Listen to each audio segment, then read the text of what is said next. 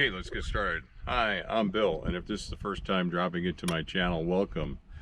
Today's October 15th, 2021. I'm down at Goat Mountain Astronomical Research Station, the dark site that I've been using, Bortle 34 site. I was down here last night and I did some imaging on my M31 project, and the purpose of this video is to share with you a big that happened to me, and also I'm going to go into a little bit briefly about the power stations. There's been some questions about how much power do you need for your portable field power, so I'm going to give you some information from my perspective, what I used based on the 10.5 hours of imaging last night. And then finally, I'm going to throw in at the end a little clip that I shot with my Pixel 4 phone around midnight this morning when the system did a Meridian Flip. I used N.I.N.A, and it executed perfectly. Apologize for the poor quality of the video, but at least you'll get a feel if you're not familiar with what happens during a Meridian Flip when you use N.I.N.A. At least this will give you some idea. So okay, to my big duh moment. It's a lesson learned for me, but I realized I was out here on a Thursday night. There weren't many people around, and I thought that was kind of interesting. I said, okay, it's not a weekend, but then I started to think about the moon is out, and actually it is a waxing gibbous moon.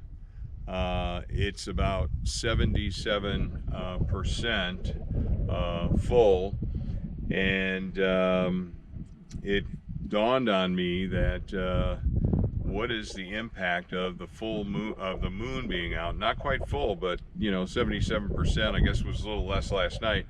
What effect does that have on my imaging on this project, where I am using the Luminance HA red, green, blue filters? Aside from the HA, I believe the Luminance red, green, and blue are more broadband filters, not narrowband. So it got me thinking, what is the impact of the moon? Can I use the images that I collected last night? I was going to be out here 2 more nights collecting additional data, but the moon is going to be even fuller on each successive night. So really, what should I do? So what I decided was I'm going to cut my trip short by 1 day, but I am going to image tonight. I am going to take the HA frames that I need. I need about 98 frames. I'm going to take those tonight, and as you may know, if you're following the channel, I just downloaded the trial version of PixInsight. I understand through PixInsight I should be able to carry, or to do a comparison between the images I collected when I was down here earlier around October 2nd, 3rd, and 4th, where it was a new moon, with the images I collected last night and tonight. And if I can learn how to do that in PixInsight, then I can make some determinations about the quality of the images that I took last night and I'm going to take tonight. So it's really a learning moment, and from my perspective, this is the way it is as a beginner. You have these islands of knowledge. You think you know something, but it's just an island. You need the land bridges to fill in because there's some additional information there. So make a long story short, I just rushed down here, didn't take any consideration of the phases of the moon. My wife went to Hawaii with her girlfriends, and I didn't want to sit around the house, so I said, oh yay, let me jump in a van, come down here and image. But I didn't factor in the moon in my excitement. So going forward, I will factor in the moon. Now, relative to M31 Andromeda Galaxy, the moon was about 100 degrees, I don't know, to the east of where my target was. But anyway, we'll see if I can learn. It'll be something, give me a challenge to learn how to use PixInsight to tell the difference in noise between images taken on different nights, and so I'll learn something through that process.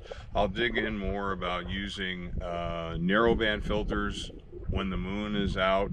To what extent in the moon phase can I image and still get some good quality, and I'll do the same with the broadband. So again, it'll just be another learning opportunity, and that's what it's all about from my perspective. When you're a beginner, you don't get frustrated. The good things are that I took some time to figure out how much power I'm consuming. Down here I have a Jackery 1000. It's a 1002 watt-hour power station. And behind me here I have the Explorer 240, which is a 240 watt-hour station. I turned my gear on around 6 o'clock last night, and I turned it off around 5 o'clock in the morning. I figured that I consumed about,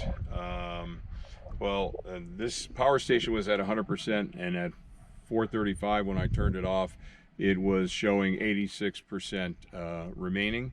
I think that was around 131 watt hours that I consumed, and that's for the mount, my monochrome camera, cooling it to -5 degrees centigrade, my focuser, a guide scope,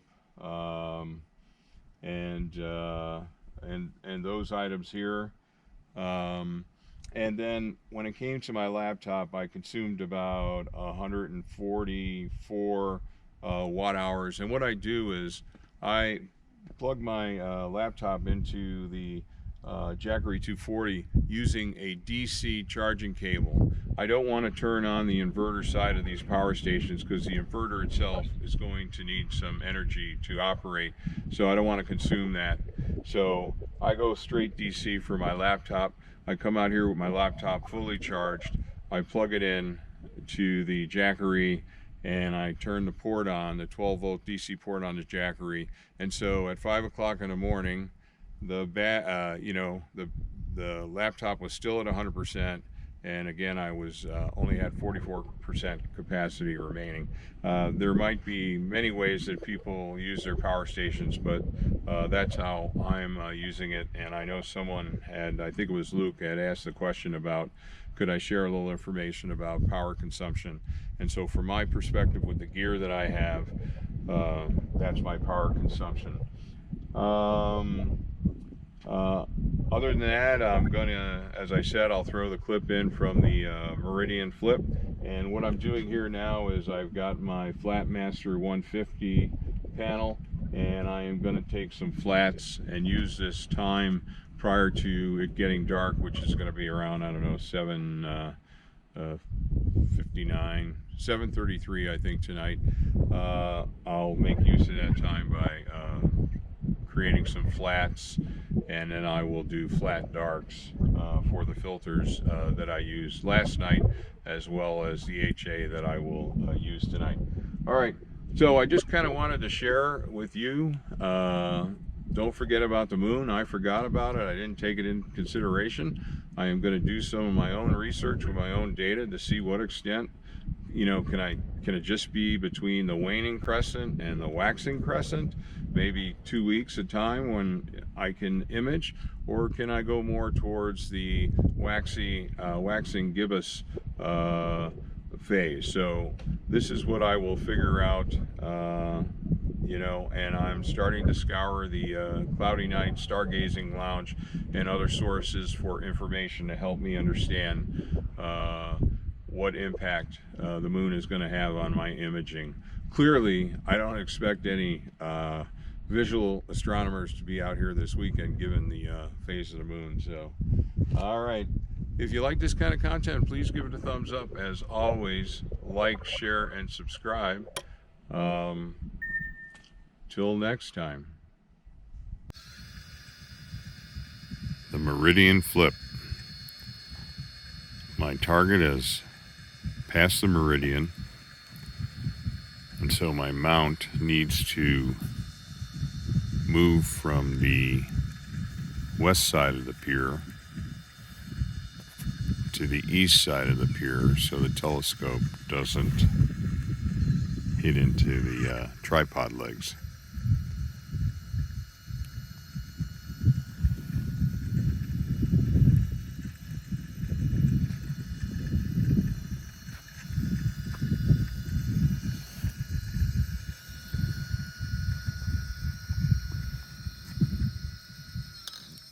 Voila, we're on the other side. Now it should settle and then reacquire the target.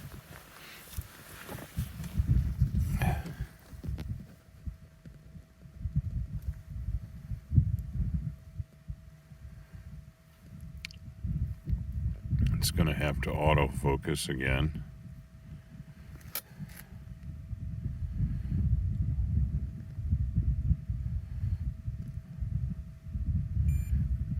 And there's the autofocus.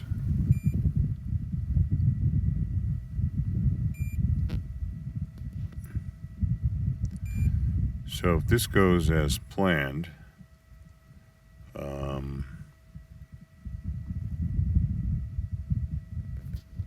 which I'm not seeing what there we go, okay.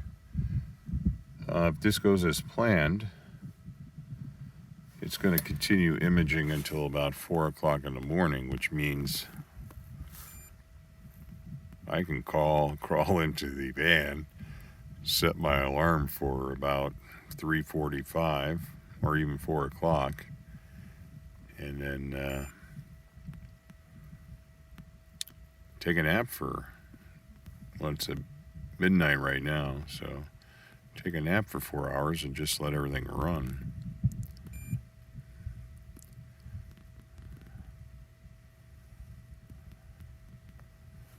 So what we should see here is a nice curve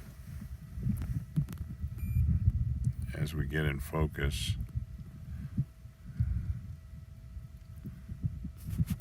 I will turn off my headlamp here.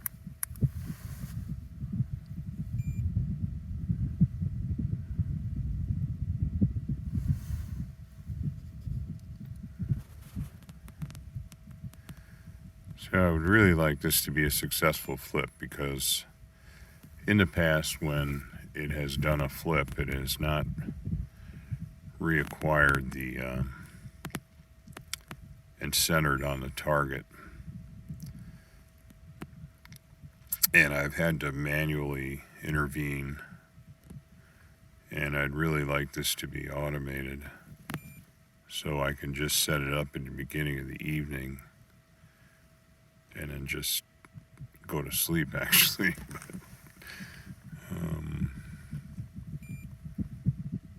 Okay, so that curve is looking pretty good.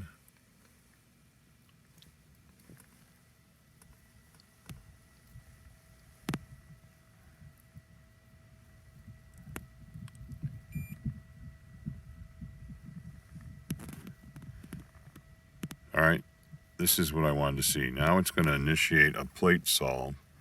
So it has a catalog of what the stars should look like around the target. So it's going to re-slew to the target. This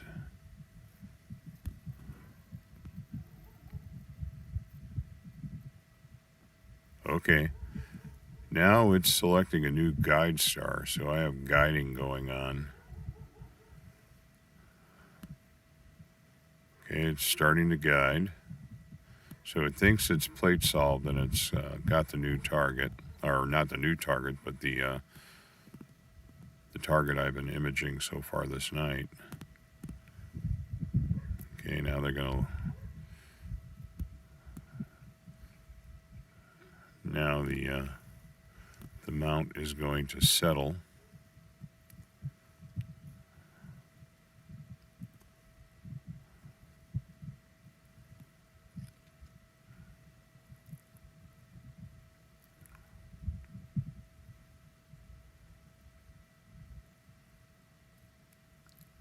Okay, and I think it's done what it needed to do. So now I wait for the first image. I'm taking 4-minute long images.